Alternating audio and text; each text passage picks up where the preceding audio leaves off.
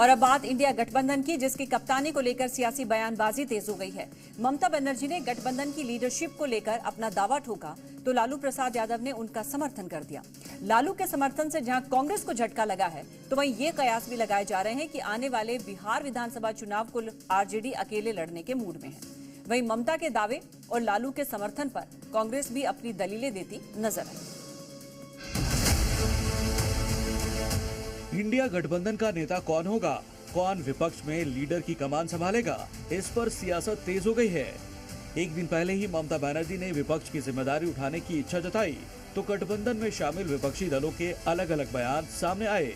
लेकिन अब आरजेडी अध्यक्ष लालू प्रसाद यादव के एक बयान से कांग्रेस को झटका लगता दिख रहा है। ममता जी नेतृत्व मांग रही है इंडिया गठबंधन का कि हमको नेतृत्व दे दीजिए। हाँ ठीक है, दे देना चाहिए, हम सहमत हैं। लेकिन कांग्रेस उसकी आपत्ति जता रही है लालू जी। कांग्रेस के जताने से नहीं होगा, ममता को दो। लालू यादव जब सत्ता में रहे तो कांग्रेस के करीब रहे, यूपीए की सरकार रही तो केंद्रीय मंत्री के पद पर रहे, पिछला लोकसभा चुनाव भी मिलकर लड़ा। लेकिन जैसे ही विपक्ष के कमान पर घमासान शुरू हुआ, कांग्रेस को झटका देते हुए लालू यादव ने राहुल को छोड़कर ममता बनर्जी का नाम आगे कर दिया।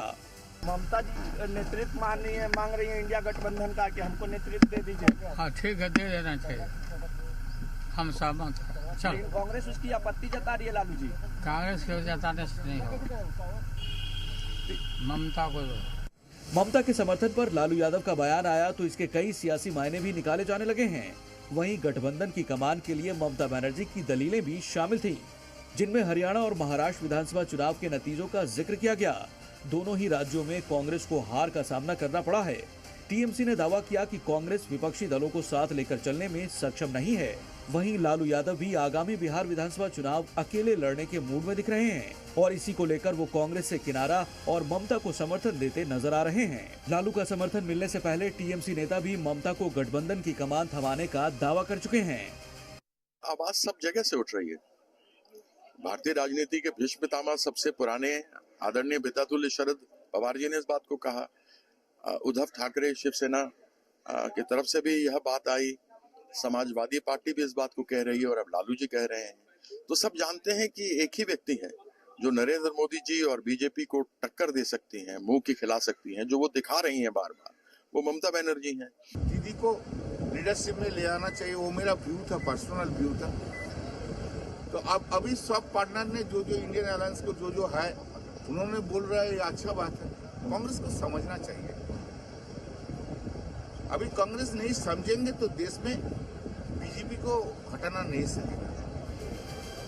अब तक ऐसा माना जा रहा था कि इंडिया गठबंधन को राहुल गांधी ही लीड करेंगे, लेकिन मध्य प्रदेश, हरियाणा, महाराष्ट्र, छत्तीसगढ़ और राजस्थान विधानसभा चुनाव में कांग्रेस को हार मिली तो गठबंधन में नेतृत्व पर सियासी खींचतान शुरू हो गई और अब कांग्रेस नेता दलील देते नजर आ रहे हैं। यादव ने समर्थन किया कि ममता बनर्जी को गठबंधन का लीडरशिप दिया जाना चाहिए। लालू यादव जी ने जो कहा है वो गलत तथ्य और गलत अर्थ है। वहीं गठबंधन में लीडरशिप को लेकर बवाल मचा तो बीजेपी और उसके सहयोगी दलों को हमले का मौका मिल गया। कभी भी इस बात को याद रखिएगा, बिहार का चुनाव आ रहा है, वहां पर अब कोई मूड में नहीं है कांग्रेस को कोई सीट देने का, तो उसके पृष्ठभूमि तैयार होने लगी है।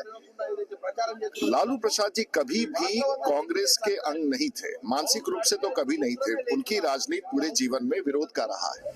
लोकसभा चुनाव के पहले बीजेपी को सत्ता से हटाने के लिए इंडिया गठबंधन का गठन हुआ था। उस वक्त नीतीश कुमार सभी दलों को एक साथ लेकर आए, लेकिन चुनाव से ठीक पहले वो पलटी मार गए और फिर एनडीए में शामिल हो गए।